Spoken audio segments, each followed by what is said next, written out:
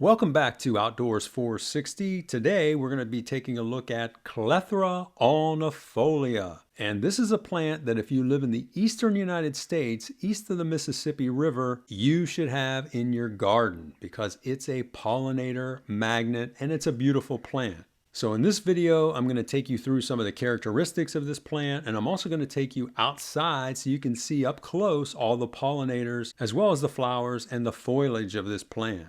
So let's get into it. So Clethra Alnifolia. Alnifolia means having leaves like an alder. This plant has leaves, as you can see, that look sort of like alder leaves from an alder tree. And this plant that I'm showing you here is a ruby spice clethra. This is a cultivar, a native cultivar. And as you can see, it's got these beautiful pink flowers and then these just beautiful leaves. I really love the leaves of this plant. This is a plant that I planted last year.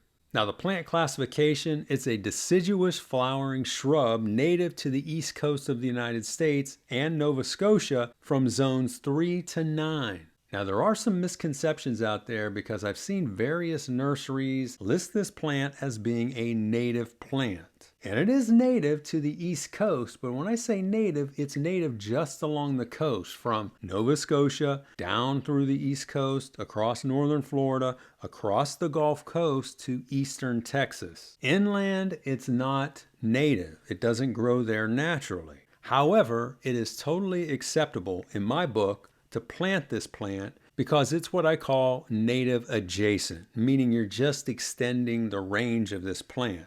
It's going to benefit all the same insects that it does along the coast for the most part. So having this plant, you're going to benefit pollinators, you're going to benefit hummingbirds, and you're going to have a beautiful plant to look at in your garden. Now, if you're a native plant purist and you only want plants that are indigenous to your specific area, and you live inland away from the coast in the eastern United States, then this plant is not going to fit that bill because, like I said, it only grows native along the coast. But I think this is totally acceptable to be planting this plant anywhere in the United States east of the Mississippi River. The only place it's not going to grow in the eastern United States would be in extreme southern Florida, where you start to get into zones 10 and even 11. But anywhere else, this plant's going to do great. Now, the next point I want to cover is habitat adaptability. This plant thrives in wetland habitats, but can withstand periods of drought once fully established. Now, of course, this plant, just like any other plant, when you plant it the first year, you got to make sure it is thoroughly watered so that it can establish roots and get established in the ground. Once it's established, this plant is pretty low maintenance. Now, even though it's drought tolerant once it's established, I still would recommend that you give it some water if you've gone a long period without receiving rain, just to keep it healthy and vibrant looking. The next point I want to cover is the one that really attracts people to this plant. It has fragrant flowers and it has beautiful foliage. It blooms on new wood in midsummer with fragrant brush-like flower spikes. These flowers are extremely fragrant, attracting pollinators and hummingbirds. And again, with this ruby spice clethra, you got the beautiful pink flower spikes and you got the beautiful green alder-like leaves.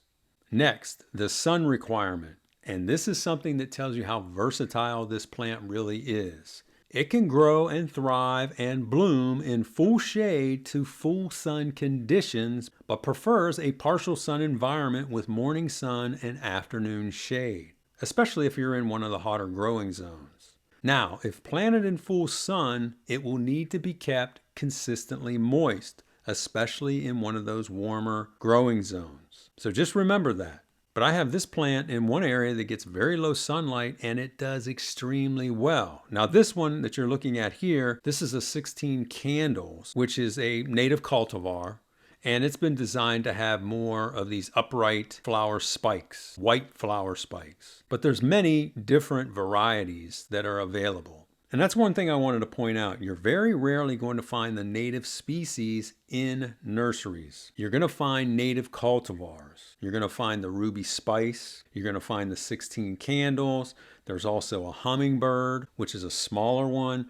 There's vanilla spice, and there's also summer sparkler, which is one that kind of spills out with these very long flowers. All of them are very similar in looks, but they grow with a little different habit and also grow to different heights. So what you need to do if you're interested in planting this is look at the one that best fits the condition that you have and what you're looking for in this plant. Next, I want to cover diseases and pests. And again, this plant is very low maintenance. It is generally disease and pest free, and rabbits and deer generally avoid them. You have to use that term generally because, occasionally a plant like this might get spider mites. Or if you've got a hungry rabbit or a deer, maybe they may nibble some of it. But it's generally free of pests. Now, one final point before I walk outside and show you these plants in a video. The one drawback to this plant is that it is late to leaf out in the spring, especially in more northern zones during cool, wet springs. Now, when I say it's late to leaf out, sometimes this plant will not leaf out until the third week of May. And this year was a good example. In the Midwest, we had kind of a cool, wet spring. I mean, it really didn't warm up until you got into mid-May. And this plant had no leaves on it until like the second week of May when it started getting some buds. And when it did, it just started leafing out one branch at a time. So you'd have this branch, let's say over here, that started getting some buds, but the rest of them had no buds. And then all of a sudden, this one would get some buds. And then this one. And this one. And it took until almost the end of May until it fully leafed out. So just remember that. It's not going to be leafing out until very likely the second, third, or even fourth week of May, depending on where you live. I've talked to even some nurseries here, and they've told me, oh yeah, we've had people come in, they plant it, let's say in the fall, and then the next spring they'll come in and say, hey, my plant died. And then they have to explain to them, no, you have a Clethra Alnifolia, and they don't bloom out until sometime in May. So just remember that. So now I want to take you outside so you can see both of these plants up close. You can see the flowers, you can see the foliage, and you can see all the pollinators. So let's go. Okay, and this one is the Ruby Spice Clethra, and this was planted just last year. Right now it's about 3 feet tall, and it just started blooming out about a week ago. And as you can see, this plant is planted under some pine trees. We've got a spruce there and a white pine, and it's actually planted directly under a white pine, and it's doing very well. You can see other plants behind it. You've got a viburnum, an arrowwood viburnum, and then alongside it some heuchera and some everillo sedges, and also over here everlime sedges. But it's doing extremely well, as you can see. It's just very beautiful. Normally it's got a lot of pollinators on it, but right now I think I only see one bumblebee there. I'm going to zoom in on it so you can see it. I don't know if you can see it there. Hopefully I don't scare him off. There he is, or she is. But it's just a great plant, and you can see the foliage is just really, really beautiful. So I highly recommend this plant. This Ruby Spice, I like all the varieties of the Clethras, but this Ruby Spice is quickly becoming my favorite. I really like just the shape of it. I think it's more of a natural shape, and I like the fact that it grows a little taller. I think this one could probably get to, in this shady condition, probably around 5 feet eventually, maybe a little higher than that. And in this area, I wanted to tell you that it only gets about 2 to 2.5 hours of morning sun a day. And it can even thrive in less sunlight than that. So this is the Ruby Spice Clethra. Okay, next we're going to take a look at the 16 candle Clethra.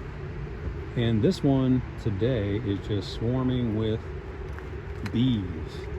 You can see the bumblebees there. There's one, there's two back there, there's three right here flying around. But it's a pollinator magnet. It's just a beautiful plant. This one was planted last year, and it was planted when it was only about 8 to 10 inches tall. And this year it's grown maybe another 8 to 10 inches. But it's very fragrant. It just started blooming earlier this week. And like I said, it's just a pollinator magnet. Very beautiful foliage. And it's doing very well in this spot. This spot, depending on the time of year, it can get anywhere from as much as 5 hours of sunlight. As the year progresses though, like right now, it's only getting about 2 to 3 hours worth of morning sunlight. And then this is planted in kind of a hell strip here between 2 driveways. And over here, we have another one. That's same thing. It's a 16 candle. And this one was planted 3 years ago. And it's a little bit taller. This one's about 30 inches tall. But again, pollinator magnet. You can see the bumblebees having fun on there, collecting the nectar and the pollen. Very fragrant. If you were here, I mean, you could smell it. It's just so sweet. So I highly recommend this plant. If you like beautiful foliage, if you like a plant that's really low maintenance, and if you like a plant that's going to be a pollinator magnet, this is one you definitely want to have in your garden. Thank you for watching. If you enjoyed this video, be sure to hit the like button. Also share this video with your friends and subscribe to this channel, and I will talk to you on the next one.